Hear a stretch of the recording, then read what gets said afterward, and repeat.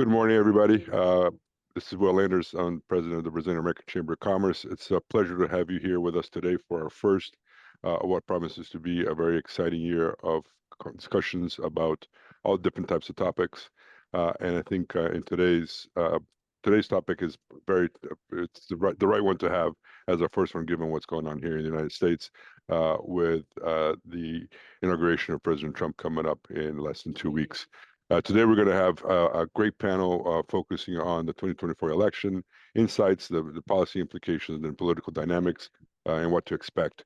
With us, we have our partners from ArentFox Schiff, who are going to be running this panel.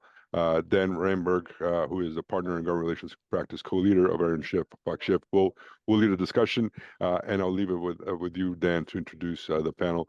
We thank you very much for the time of all of you here to be with us today and to share your thoughts about what to expect from the incoming Trump administration. Thank you. Well, thanks very much. It is wonderful for us to have this opportunity. Our ArentFox Schiff law firm really treasures the relationship with your chamber. Until recently, our managing partner, Cristina Carvalho, was in charge, and she is, of course, a native of Brazil and a tremendous IP lawyer here in the United States. So she's the best Brazilian export to the United States, other than possibly Marta, whom we're very excited to watch whenever we can. Thankfully, she won that championship recently. We are very, very blessed to have three fantastic people in our government relations practice available today. And in the order in which they'll be speaking, we have former Congressman Phil English. He represented Erie, Pennsylvania and Northwest Pennsylvania for 14 years, left Congress in January of 2009 and joined our firm thereafter. Phil was able to get on the prestigious Ways and Means Committee as a freshman, which is not easily done. And he was able to really master a lot in the area of trade policy, tax policy, healthcare. He also is one of the ringleaders of the Brazil Caucus, which is a group of members that get together and share an affinity for Brazil and work on Brazil issues. And that really gives him some wonderful insight that he'll be sharing with you today. We're also very fortunate to have with us our colleague in the ArentFox Government Relations Group, former Senator Byron Dorgan, a Democrat of North Dakota. Senator Dorgan spent 12 years in the House of Representatives and then spent 3 6-year terms, 18 years in the U.S. Senate, where he was a member of the Senate Democratic leadership, chaired key committees and subcommittees, and really was involved on trade policy. When I worked on the Hill for a U.S. Senator, I distinctly remember hearing Senator Dorgan give speeches on trade policy, and this is a great opportunity for him to share his thoughts. Also joining us, we're very fortunate, we recently lured from Capitol Hill as a partner in our group, Elizabeth Horner. Elizabeth is an attorney by practice, specializing in environmental and energy-related legal issues. She has just come off the Hill where she spent 7 years as a very senior staffer on the Senate Environment and Public Works Committee, working for the Republicans, including then ranking member John Barrasso, who is now the whip, the #2 Republican senator. And she worked for Shelley Moore Capito, senator from West Virginia, who has taken over as chair of the Environment and Public Works, or EPW, committee. We were very fortunate that she decided to join us as of December 9th. So tomorrow will be her 1-month anniversary, and she's already brought in her first client. So everyone is happy here at the main headquarters of ArentFox Schiff. Just one note of background about the firm. We've got over 600 attorneys. We've got offices in New York and Washington, Chicago, Boston, Los Angeles, San Francisco, and even Ann Arbor and Lake Forest. We are a full service firm, and many of our clients actually are in Latin America, in South America, and in Brazil. We're very excited to do cross-border legal work, and our government relations practice routinely helps clients from abroad as they try to get their toehold here in policy issues. So with that, I'm going to turn it over to Congressman English to give some remarks. He'll be followed by Senator Dorgan and then Elizabeth. I'll ask them a few questions. We'd encourage you to submit some questions. I did see that there's a chat function, there's a Q&A function. So if some of you have questions and you'd like to submit them, we'll try to get to them while we have this time. And with that, let me turn it over to my colleague, former Congressman Phil English. Thank you, Dan, and it's a real privilege to be here engaging once more with the Brazilian American Chamber, which when I was co-chairing the Brazil caucus, was an incredible resource to us and continues to be a critical bridge between Brazil and the United States on behalf of the business community. Coming off of this election, we are clearly going to see a reset, and it's going to be extremely significant. It's going to have an impact on all of your business models, and it's going to be a challenging time to predict where public policy is going to go. But I think we can offer you some clear indications with the presidency, a clear, decisive but not overwhelming win at the presidential level, a narrow win for the president's party, the Republicans, in the Senate, and a narrow win in the House.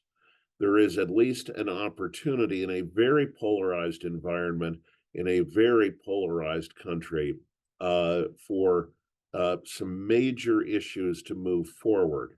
You're going to hear from us about how there's going to be a significant scale of change in international relations, in energy policy, in tax policy, and particularly in trade policy. I would note that tax policy is going to evolve this year. There is an ambitious agenda that was laid out by President Trump that includes a recommitment to international tax competition, but with so many promises on the table, and also, frankly, with the existing tax benefits from the first Trump term phasing out right now, it's going to be extremely difficult for the administration to work through a common position that can pass both houses of Congress and also not run up the deficit. We will see how that plays out. The immediate thing that I think you need to be tracking is changes in trade policy. Under Donald Trump, I think even more than his first term, he is committed to an aggressive trade policy, which is going to take a form of managed trade, particularly focused, as the Trump analysis is, on bilateral trade deficits. What that means in practical terms is that there's going to be an immediate focus on China, Brazil's leading trading partner. China, I think, is viewed by many in the United States on both sides of the aisle as a serious threat on trade policy. The Trump approach, I think, is going to focus on decoupling from China in a way that at least is intended to reshore manufacturing. And that will have an impact on all of the common trading partners. I think you can anticipate that the Trump administration will leverage the U.S. market with its trading partners to try to form a common front. And I think countries caught in the middle, like Brazil, are going to face a particular ongoing challenge. On the campaign trail, Donald Trump laid out a clear set of plans in broad strokes that he's intending to implement. Many of these can be done without legislation. First off, expect a China tariff. Expect it to be large, expect it to be soon, and expect it to disrupt trade in a very significant way internationally. Second of all, expect a universal baseline tariff to be considered. What's that? It's essentially a tariff ring around the United States for all imports. But understand that the Trump approach to tariffs has proven to be, shall we say, transactional. And as a result, there may be exceptions. There may be countries excluded, as there were in the past, but anticipate at least an initial push for a universal baseline tariff that might be in the 10% range, might be in the 20% range and may very well be immediate. As we look down the road, I anticipate you will also see a renegotiation of the US-Mexico-Canada free trade agreement that will be on the books and will play out over the course of the next year. With the shift in Canadian leadership and the friction with Mexico, that's going to be a major Trump focus, perhaps a distraction from other things. And also expect the Trump administration to rethink its role in the WTO. I have heard from people close to Trump on both sides at this point, but it is possible that Mr. Trump will pull out of the WTO. Expect serious trade legislation, but expect it also to be difficult to pass. Donald Trump has called for passage of a reciprocal trade act, which would give him the power to confront trading partners on a bilateral basis. Sorry about that. I had to make an adjustment. What that means is that if the administration encounters trade barriers with a trading partner, they would be empowered to impose a comparable trade barrier, tariff or non-tariff, in exchange as part of a negotiation to essentially reduce both tariffs or both barriers. This is particularly relevant in their dealings with the EU, but there are some areas where I think Brazil potentially would also experience, I think, an orbit of comparison. That won't happen right away. It is something worth monitoring. All of this is going to be set in a context of concerns about the US currency, and I know Brazil right now has its own currency concerns. There will be frictions, I anticipate, with the BRIC nations, but maybe manageable, and Brazil is in a leadership position with the BRICS.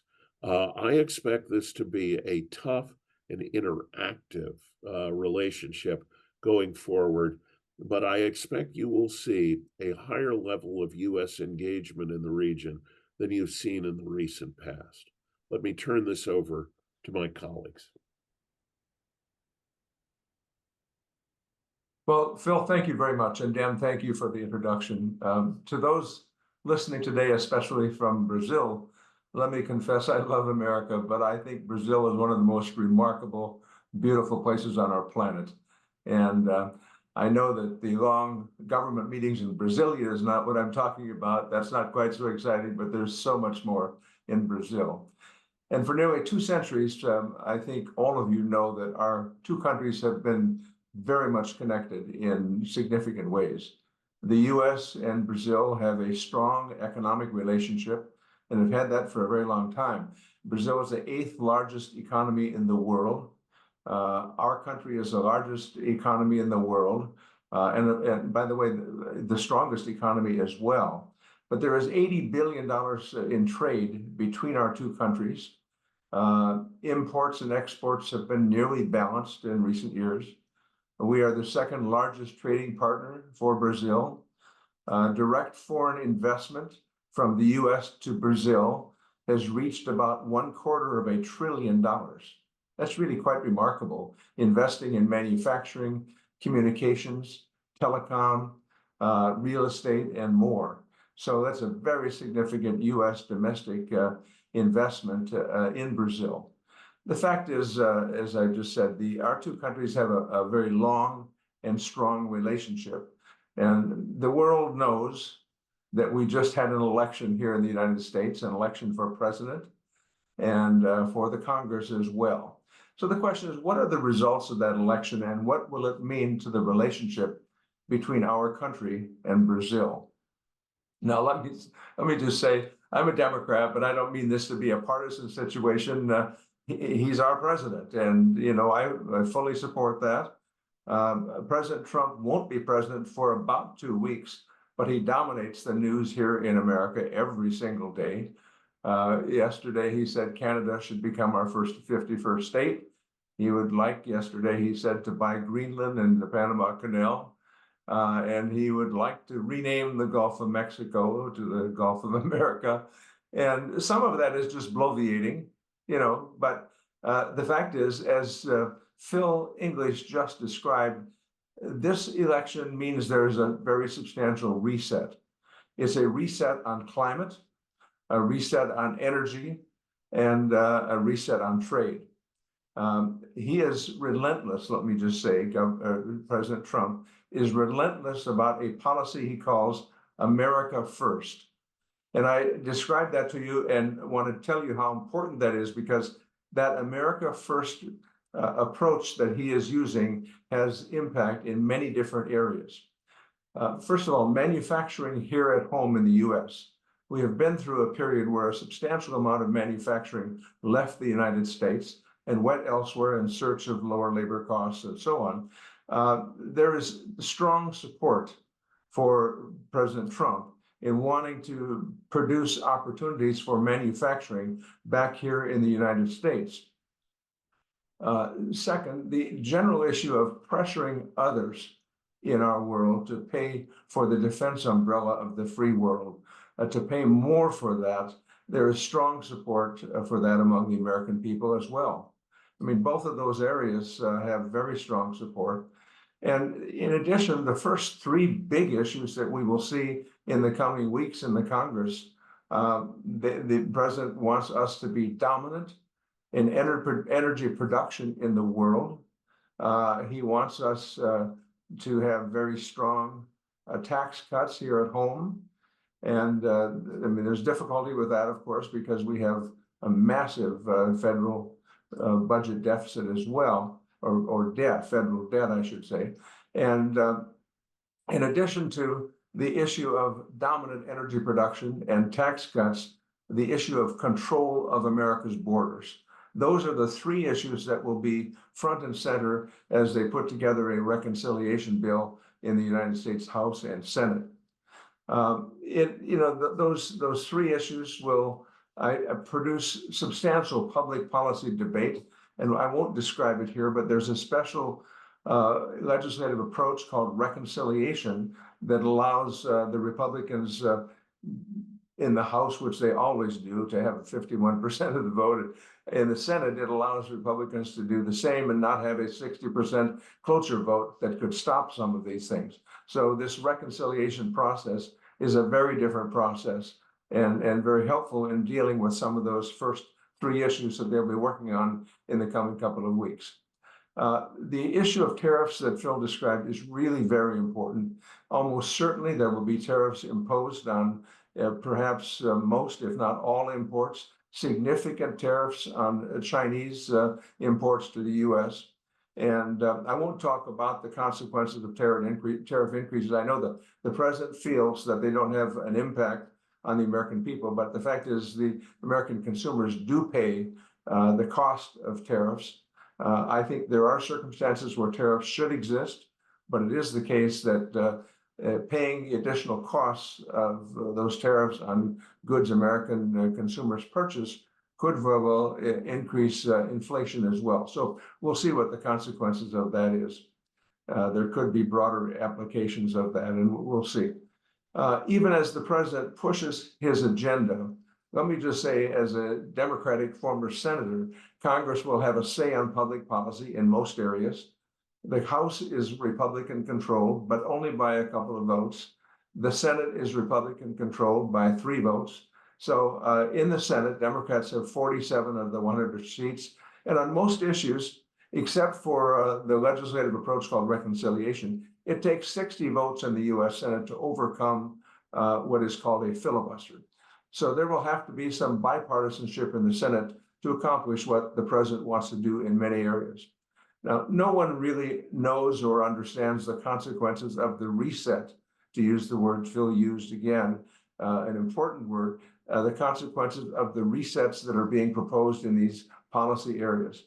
But they will produce substantial political debate in the coming months.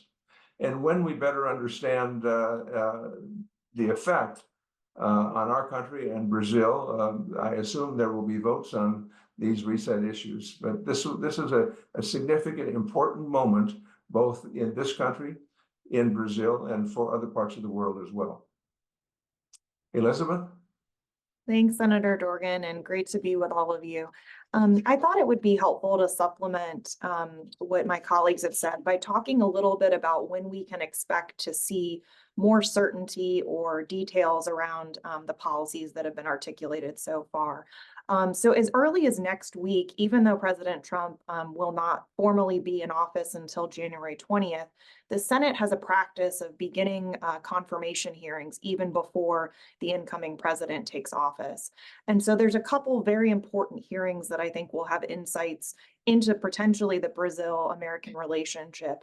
Chief among those is Senator Marco Rubio, who has been nominated to lead the Department of State. Will have his confirmation hearing. Obviously, there have been past comments about that Marco Rubio has made about President Lula. It'll be interesting if that comes to light either in the written testimony or questioning of senators of the nominee or in follow-up media coverage. Also will be for the energy sector, which is a principal chief trading area for the US and Brazil. There will be 3 important hearings there. The incoming Department of Energy Secretary, Chris Wright, who is an energy services CEO, very involved in the oil and gas industry. Notably, he also serves on the board of an advanced nuclear company, and so has a keen interest in nuclear as well. He will be testifying, as will Doug Burgum, again, a strong oil and gas background, from also Senator Dorgan's home state of North Dakota. Governor Burgum served as governor of North Dakota from 2016 to 2024. And then finally, Lee Zeldin, who is the Environmental Protection Agency nominee administrator. And what I think we can see in addition to commentary on international or energy development is also the beginning of an articulation of the general regulatory approach of this administration. I think for all businesses operating in the United States, there is going to be a favorable look by the administration on reducing regulatory burdens. The creation of a new presidential commission, DOGE, the Department of Government Efficiency, while there's been sort of early disagreement perhaps among the heads of that and President Trump or others on the exact direction, it's going to be an important part of this administration's focus. There's been discussion already of trying to, for example, eliminate a certain number of regulations for every new regulation promulgated. And so what we will begin to see the second week, so not next week, but the week following, I think is a broader articulation of policy principles. Every administration, at least in recent memory, has a practice of releasing executive orders the first week in office. Often a few are signed the first day. And what I think we can expect to see there is, as my colleagues have mentioned, a greater articulation from the top down, President Trump, of where he would like to see focuses on energy, border, and tax in particular, and especially on this regulatory reform issue. And so that will provide us early insights into the direction the administration may go. And then beyond the executive orders and confirmation hearings, there are a few legislative pushing events that will also likely happen in the next couple of months. You've probably already seen played out in the press a discussion of this reconciliation bill that Senator Dorgan and Congressman English have alluded to, whether it will be 1 bill, 2 bills. The mechanics aren't as important as what the content is going to be, and it seems like the content is quite unified. And that's a focus in particular, like I said, on tax issues, border issues, but I wanted to focus a bit on energy issues. And so the reconciliation bill provides an opportunity to address spending and revenues. There is an opportunity to include limited amounts of policy changes, however, under something called the Byrd Rule. So as long as the policy changes are merely incidental to the revenue or spending impacts, those can be addressed through reconciliation. And along the theme of energy dominance, I think we're likely to see Republicans attempt to do as much as they can to increase domestic production of oil, natural gas, coal, and in particular, an area that I know South America has been, including Brazil, looking at increasing is critical minerals. So things like lithium, and rare earth elements. There's been a real focus on a bipartisan basis over the last couple of years of understanding how those materials are used not only in things like electric vehicles or solar panels, but also in critical defense applications. And so there's been a focus to onshore more of that, both raw material production, but also the processing. And so I think that will be an attempt to build that out in addition to traditional energy sources. And finally, wanted to also focus on nuclear. That's an area where I know there's a lot of trading between Brazil and the United States. Nuclear is, as part of the all-above strategy, is certainly embraced by Republicans, both the continued operation of traditional nuclear reactors, but also there's been tremendous focus in newer, smaller, advanced nuclear reactors by both parties. And I think that will continue. And so we will continue to look for ways to partner in the United States, I believe, with our allied trading partners in increasing the amount of nuclear. And the U.S. will have a keen interest in trying to ensure that U.S. companies are providing nuclear capacity to our allies. So thanks for the opportunity. Look forward to questions. And Dan, I'll turn it back to you. Great. Thank you so much, Elizabeth and Congressman English, Senator Dorgan. We're hopeful that some of the participants will have some questions, but in the meantime, I've got a couple. We've all mentioned the narrow majority in the House. Currently, it's 219 Republican, 215 Democrat, and 1 vacancy. Basically, Speaker Johnson has, he can give up 1 or 2 votes max on any given day. Congressman English, when you were in the Congress, you were known as a pragmatist. You were known as someone who could work on both sides of the aisle. The number of Republicans known for that has dwindled over the last few years. What role will the more moderate or centrist Republicans in the House have? The Freedom Caucus and other extroverted conservatives often claim the lion's share of the attention in the media. But I'm curious, behind the scenes, perhaps, what role do you think more moderate Republican House members will have, and how will that shape some of these agenda items that our listeners would care about, like trade policy and tax policy?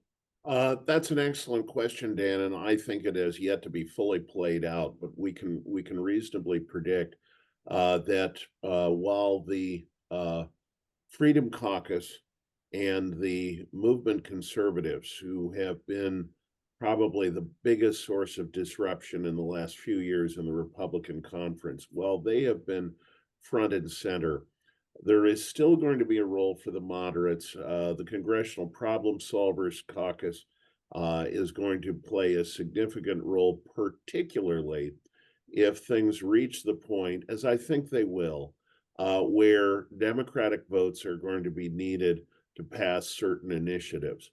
There are a number of moderates in states like my home state of Pennsylvania, like New York, that scattered elsewhere as well, that I think are probably going to force the conference to center some of what they do, at the risk of dissatisfying some people on the hard right.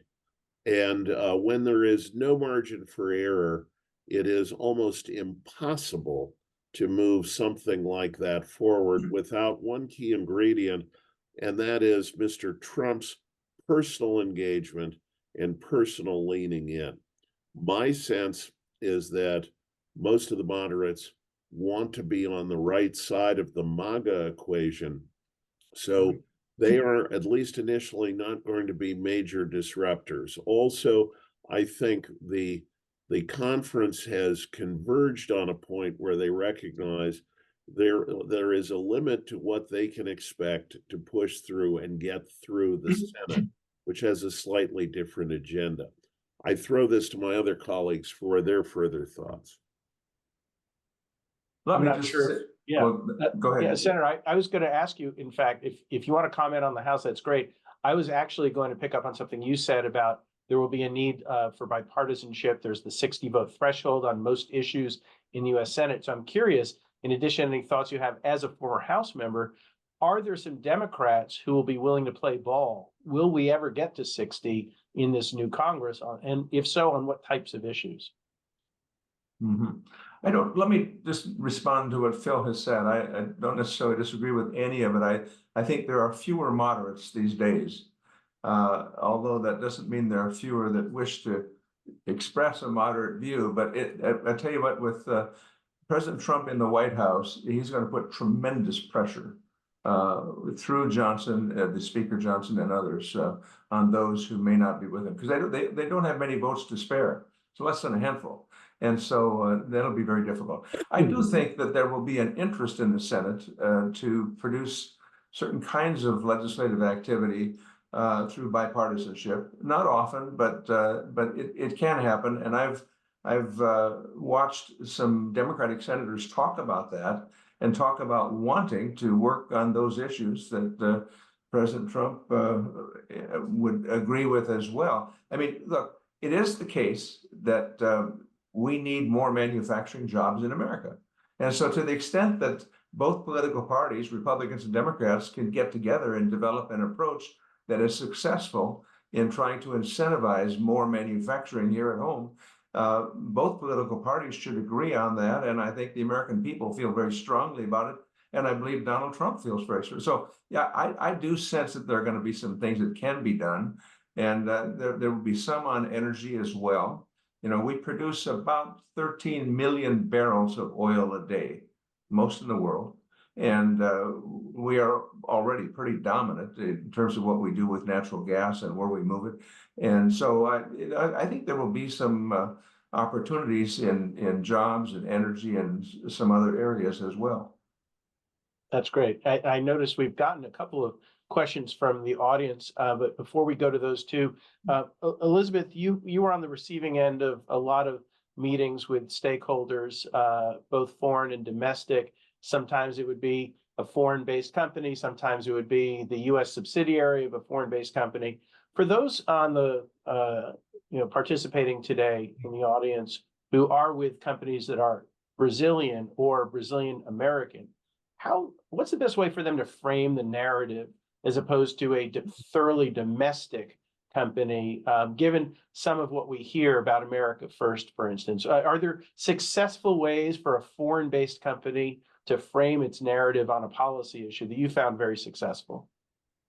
Yeah, thank you. And in our discussion earlier, just before the call, I think there was a discussion of sort of US companies having operations in the country, but also I think any discussion of supply chain. So there's been such a focus, and I think the pandemic brought this to light, of how reliant we are on international supply chains and understanding where those supplies are coming from. So for example, if a push cart or dolly is being made in the US, but the supplier of steel is Brazil, tying that connection between raw materials and actual use can be very important. So even if you're not the company that's manufacturing the dolly or push cart, explaining that and the real world job impacts that has to the end US company is particularly important. And related to supply chains, I mean, I think one of the issues where we are likely to see some activity is in sort of what's viewed as an pushing back on Chinese dominance on supply chains. So in the last couple of years, a bill called the CHIPS Act passed that was focused on onshoring semiconductors. Senator Schumer made a lot of effort to engage with Republicans over the last Congress on sort of a China competition 2.0 bill. Republicans, I think, perhaps seeing the tea leaves that the political winds were looking favorable, didn't move forward with that at the time, but there's certainly a lot of interest on that. So I think anything you can do to articulate how supply chain security is improved, how Brazil as a valued trading partner is directly engaging with the US, that there's no intermediary for supplying and encouraging domestic manufacturing will be incredibly valuable. All senators and House offices look for dollars and cents, right? They want to understand the job impact you're having, the economic impact. And I think explaining that in materials is particularly helpful as advancing the America First agenda that we've talked about. That's great. Thanks, Elizabeth. An audience member has asked, he's aimed this at Congressman English, but I'd also welcome thoughts from Elizabeth or Senator Dorgan afterwards. Congressman English, do you expect the desire to nearshore U.S. products and production to impact Brazil? How, and could that end up driving up foreign direct investment in Brazil? I think yes, and I think yes. But my sense is that that will be necessarily a complicated equation. What sectors it will particularly benefit is an open question. I think that it depends on where partnerships are better developed. I'm thinking of the agriculture sector particularly. There may be some opportunities for closer synergies there. On manufacturing, I've always believed that Brazil and the United States have actually a lot of common interests relative to China. And given that Brazil's particular market opportunities in Brazil are heavily weighted toward production of commodities, I think that there may be some synergies on manufacturing that might work. I think what is going to be critical for Brazil in manufacturing is to highlight how there are parts of our manufacturing sectors already integrated. For example, when I was long ago in Congress, I had the privilege of touring the Embraer production facility, and it highlighted for me that roughly 58% of an Embraer regional jet actually contained U.S. components. They were, as I was watching one be assembled, there was a big sticker on the windshield that indicated it was from a company that had a manufacturing facility in my district. I don't think that was timed, by the way. I think that emphasizing our existing integration and common benefits is going to be a very important messaging exercise, which, based on the first Trump term, frequently cuts through the rhetoric. I invite my other colleagues to offer some other examples. Can I just respond as well with respect to Embraer, Phil? You know, it's really interesting. At one point, I'd chaired the panel in the U.S. Senate dealing with aviation.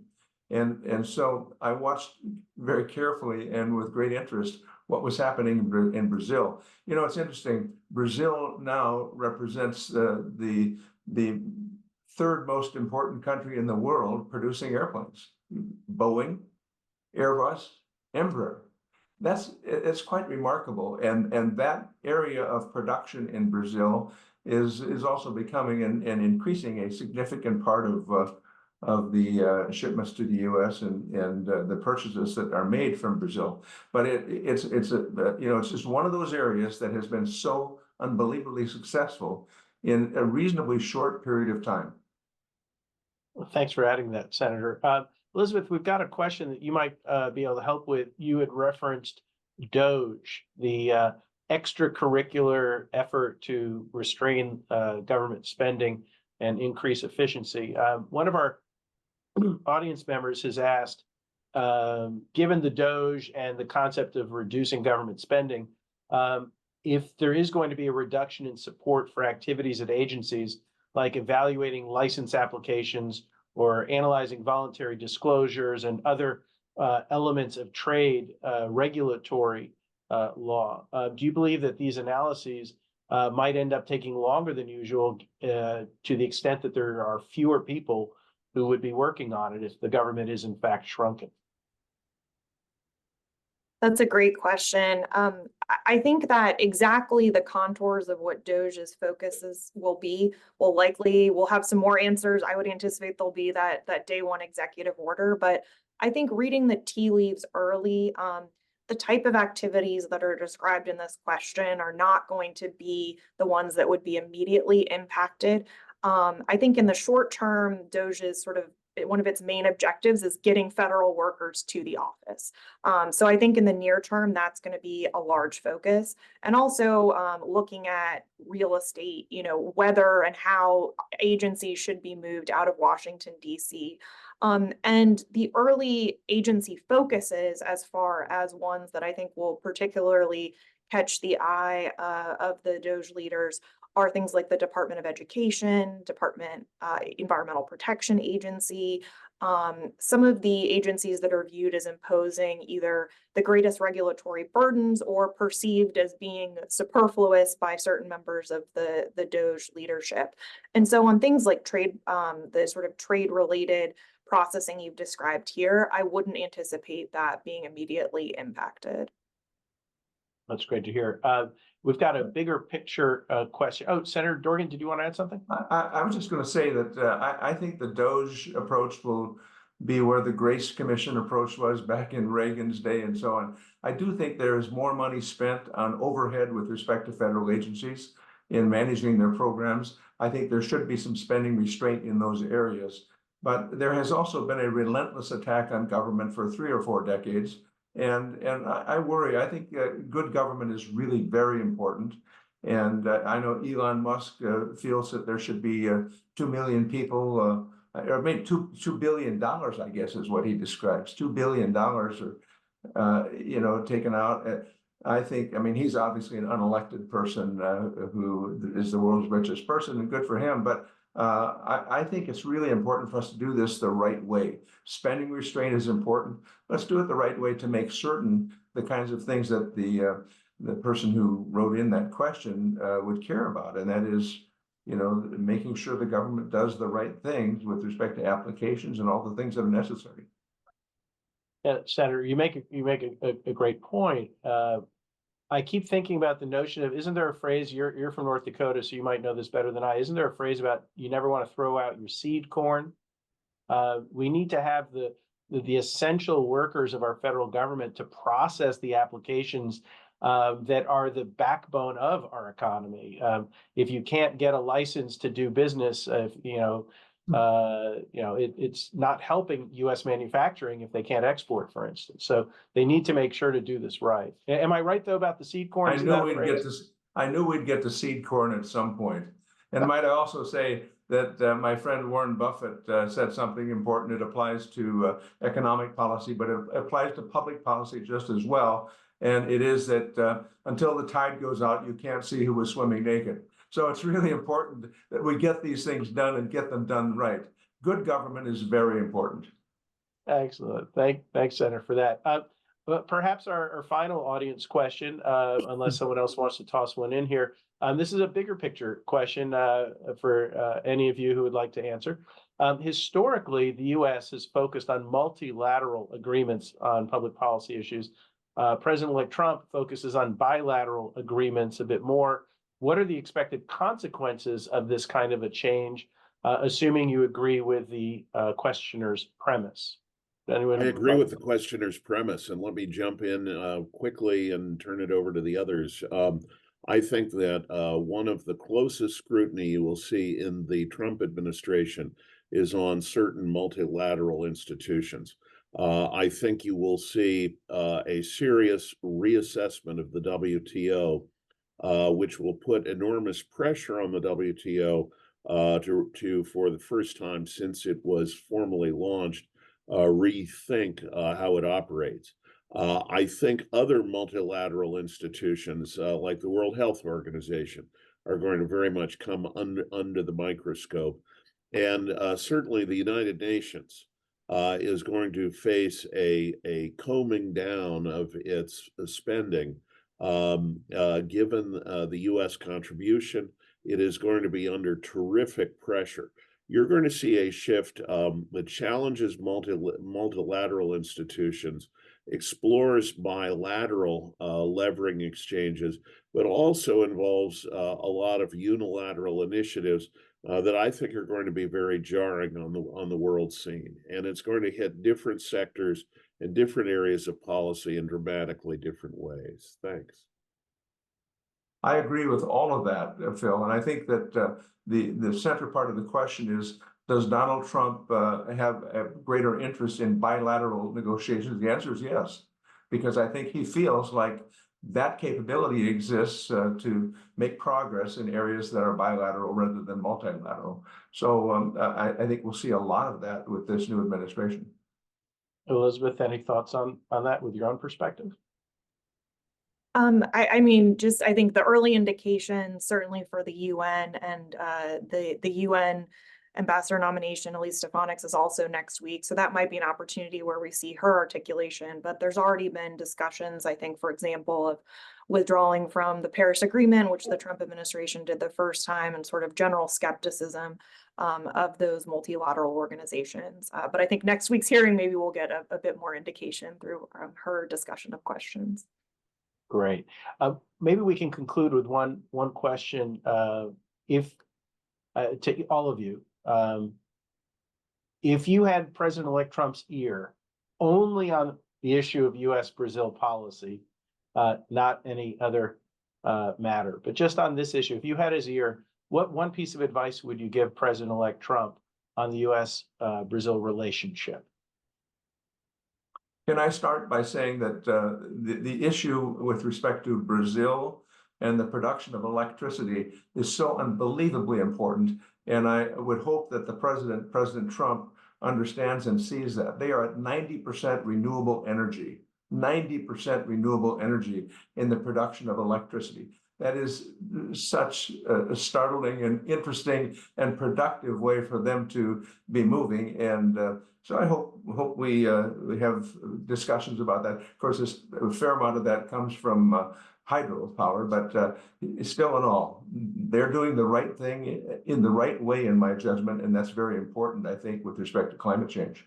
That's great. Elizabeth, what would you tell President-elect Trump regarding U.S.-Brazil policy if you had his ear for a moment or two? Yeah, I think I would just highlight, I was pretty taken aback by looking through the top US exports to Brazil and vice versa.